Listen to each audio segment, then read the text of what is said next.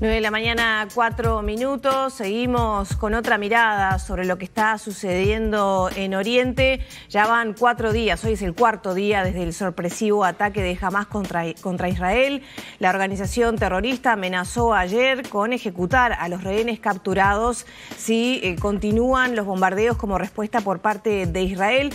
Bueno, para poner un poco en contexto todo esto, dialogar y sobre todo pensar en cómo sigue esto, es que recibimos a Carlos Luján, politólogo, especialista en política internacional, docente de Facultad de Derecho y de Ciencias Sociales de la Universidad de la República. Bienvenido nuevamente a Arriba Gente. Muchísimas gracias por la invitación. Lamentablemente es para hablar de esta triste noticia. ¿Cómo ves la evolución que ha tenido en estos 4 días esta situación que se está dando?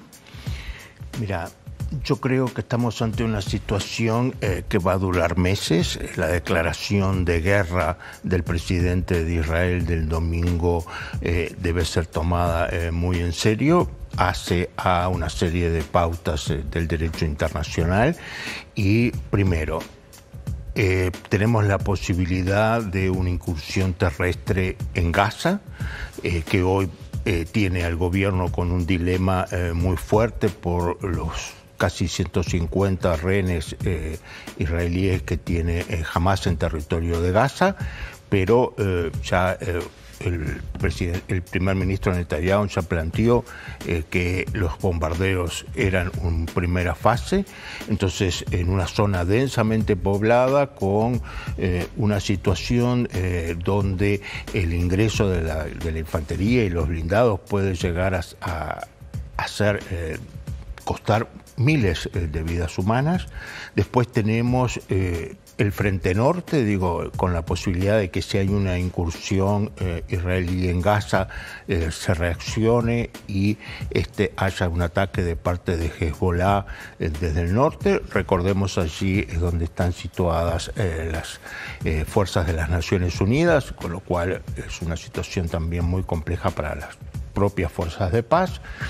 Luego, ¿qué pasará en Cisjordania? Sí, la posibilidad de que Hamás, que está en una disputa interna con Al-Fatah, con la Autoridad Nacional Palestina, por el control y por quién en definitiva es más duro, más radical, pueda generar un proceso de rebelión en Cisjordania. Y recordar que el 21% de los ciudadanos israelíes son árabes. No sabemos cómo van a reaccionar. O sea, como vemos, muchos frentes y los 300.000 reservistas que movilizó el Estado de Israel, incluso en una situación de máxima, podría llevar a la movilización general. Luján, hay muchas aristas para abordar, ¿no? Que es el grupo Hamás, que además tiene representación parlamentaria dentro de Palestina. ¿Qué tenemos que esperar a partir de eso? ¿Cómo se van dando los movimientos? Y sobre todo, ¿qué pasó puntualmente en esta oportunidad para que se desatara este conflicto que Israel aparentemente no vio venir, más allá de avisos que se podían haber realizado por parte de Egipto? Sí, me parece muy importante. Yo no adhiero a las hipótesis conspirativas de que había información y esta no se utilizó. El aviso 10 días antes de parte de Egipto estuvo presente, pero tenemos también, en términos de inteligencia, hay 4 agencias distintas, no solo el Mossad, está la inteligencia del ejército, la de Cancillería o la inteligencia vinculada a temas científico-tecnológicos, que fue la que posibilitó tener el arma nuclear a Israel. Y una cosa que también está sobre la mesa es la reacción del ejército, ¿no?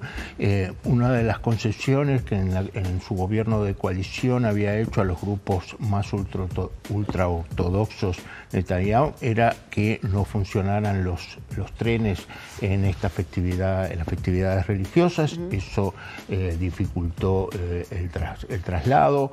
Hubo un batallón sur del ejército que fue enviado enviado para proteger a los colonos en Cisjordania, y vemos esto como el testimonio lo decía, acciones en la mañana temprano y el ejército en este kibutz al que se hacía referencia aparece a las 4 de la tarde, en la fiesta tardaron 3 horas en llegar, o sea, se rompe la imagen de alguna forma de invulnerabilidad de Israel y la protección que da el Estado israelí. ¿Sí? ¿Y eso qué representa?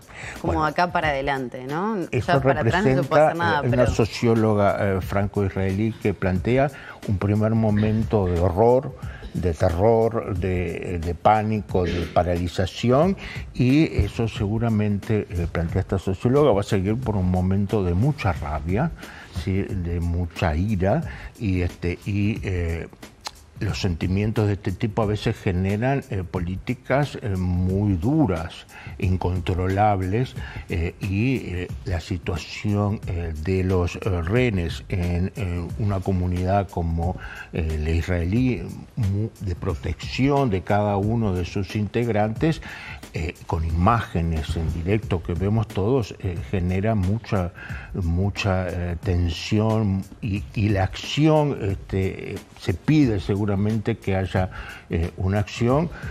Una represalia hacia Claro, una represalia, pero ha habido un comunicado en las últimas horas de que la guerra entra en una segunda fase donde va a ser implacable el ataque por aire, por tierra, etcétera, pero está el tema de los rehenes. Por supuesto, pero incluso hay sectores en el propio gobierno que dicen, bueno, estos son los costos de la guerra, terrible. Digo, ya como lo veíamos en la prensa, 900 muertos, si esto ocurre, si este ataque ocurre y fallecen una parte de los rehenes, podemos llegar a 1000 muertos, una cifra impresionante en términos de la densidad de población de Israel. La cantidad de muertos per cápita es mucho mayor incluso que la que tuvimos en las Torres Gemelas. Entonces, una generalización del conflicto, y tú preguntabas por Hamás. Recordemos que parte de los rehenes, la gran mayoría lo tiene Hamás, sunita, con apoyo económico de Arabia Saudita, pero otra parte la tiene la Yihad Islámica Palestina, más cercana a Irán, chiita, Hezbollah apoyado por Irán, chiita. Entonces acá tenemos también una situación de regionalización del conflicto posible. O creo que hay que destacar, tú lo marcabas antes justo de que comenzáramos la entrevista, el cierre total de las fronteras, pero que no es solo por parte de Israel, sino el cierre de las fronteras con Egipto, que uno podría decir, bueno, la apertura son de los puntos fronterizos que tiene la franja. De la franja de Gaza, bueno, hace de aquello una situación, es una olla a presión como imagen. Egipto no colabora en este conflicto, teniendo en cuenta con estos ataques masivos que obviamente terminan afectando, más allá de los puntos de Hamás que se quiere atacar para debilitarlo, también está la población civil que nada tiene que ver con Hamás. Bueno, hemos tenido en los últimos 20 años situaciones de conflicto, y siempre Egipto ha mediado para que luego del momento de máxima violencia las aguas vuelvan a la calma y medie en negociaciones. El problema es el desborde, digo, esto ya es un tsunami, digo, no es simplemente una situación ni previsible ni sencilla de tomar. Entonces, ¿qué puede hacer? Entre otras cosas, también está el tema cómo se hace una apertura gradual y controlada de las fronteras, de forma que lo que saliera fuera la población civil tan afectada en la franja de Gaza, y no los integrantes del grupo de Hamás o de la Yihad Islámica, la Yihad Islámica Palestina. Entonces no es tan sencillo, pero bueno. Y a eso agregale, como tú decías, Rusia...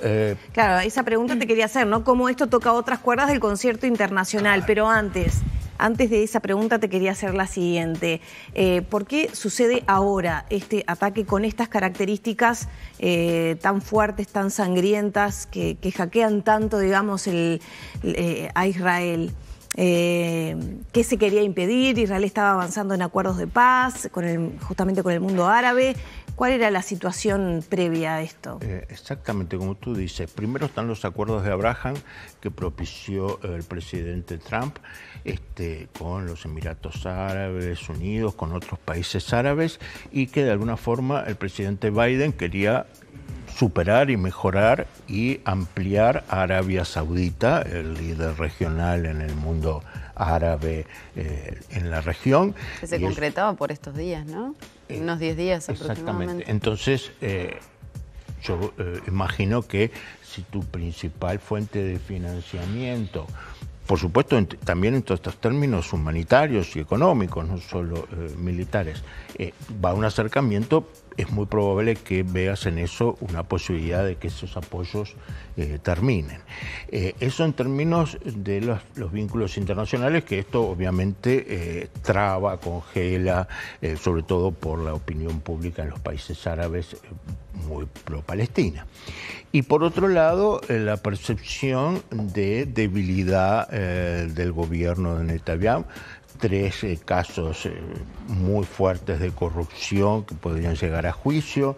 Como ustedes saben, las leyes de responsabilidad que tienen que ver con la Suprema Corte de Justicia de Israel. Habíamos visto manifestaciones multitudinarias de ciudadanos israelíes en contra de esto, incluso de reservistas que no estaban planteando no realizar maniobras como señal de protesta. Buena parte de esos mismos reservistas hoy están siendo movilizados. Y esta es una operación a su vez que no se decide de una semana para la otra, ¿sí? La información que circula, que habrá que chequear, es que esto estaba siendo preparado ya desde agosto. Es probable que hubiera un entrenamiento muy fuerte en el Líbano de estos grupos que operaron aquí, o sea que son varios meses, en una estructura que yo creo que tiene mucho de estructura paralela a la del Hamas en el territorio, donde la inteligencia israelí tenía una red de espionaje muy fuerte. Esto lo sorprende totalmente. Pero como todo, hay procesos de aprendizajes en todas partes. No es que los buenos aprenden y los malos son torpes. Luján, ahora, son crímenes de odio, realmente, y condenables por toda la comunidad internacional, ¿no? Sí. Estamos hablando de violación de mujeres, de hijas delante de sus padres, de ejecuciones, de transmisión en vivo a través de sus propias redes sociales, testimonios desgarradores realmente. Ahora, ¿por qué ese odio hacia Israel? Porque también hay una historia detrás de todo eso, ¿no? ¿Por qué hacia el pueblo judío de esta manera? Mira, yo creo que se instrumentaliza el odio en lo que se conoce hoy como una guerra híbrida, ¿sí? Multimosaico. Entonces, no solo es, como vimos el otro día, acciones por mar, tierra y aire, sino que hay también un aspecto en el ciberespacio, una lucha de construcción de narraciones que intentan infundir el miedo en Israel y la ansiedad, la desesperación para tomar acciones drásticas y por otro lado hacia una construcción interna no solo en Palestina, sino en todo el mundo musulmán. Árabes, persas, musulmanes asiáticos, todo esto es parte de eso.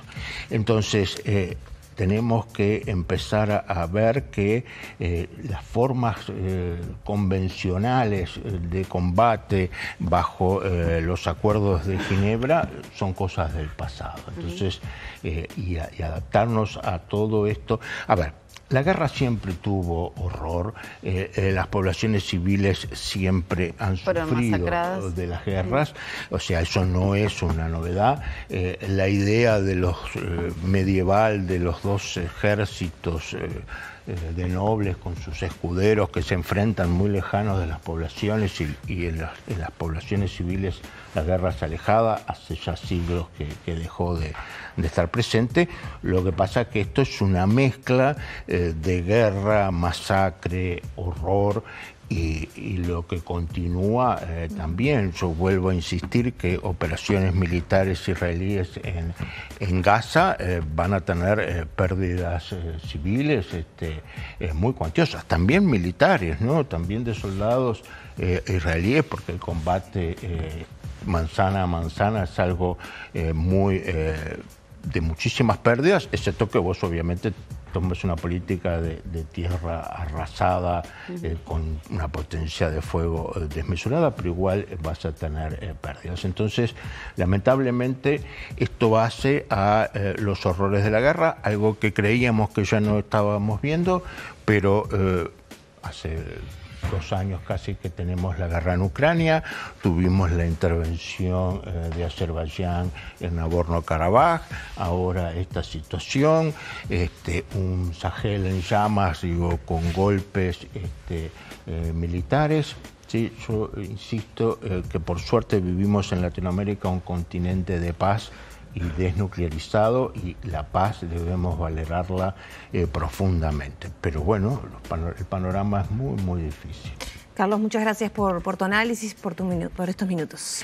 No, gracias a ustedes. Yo creo que esto es posible y agradezco al Grupo de Política Internacional de la Facultad de Derecho donde trabajamos, como el Instituto de Ciencia Política de la UDELAR.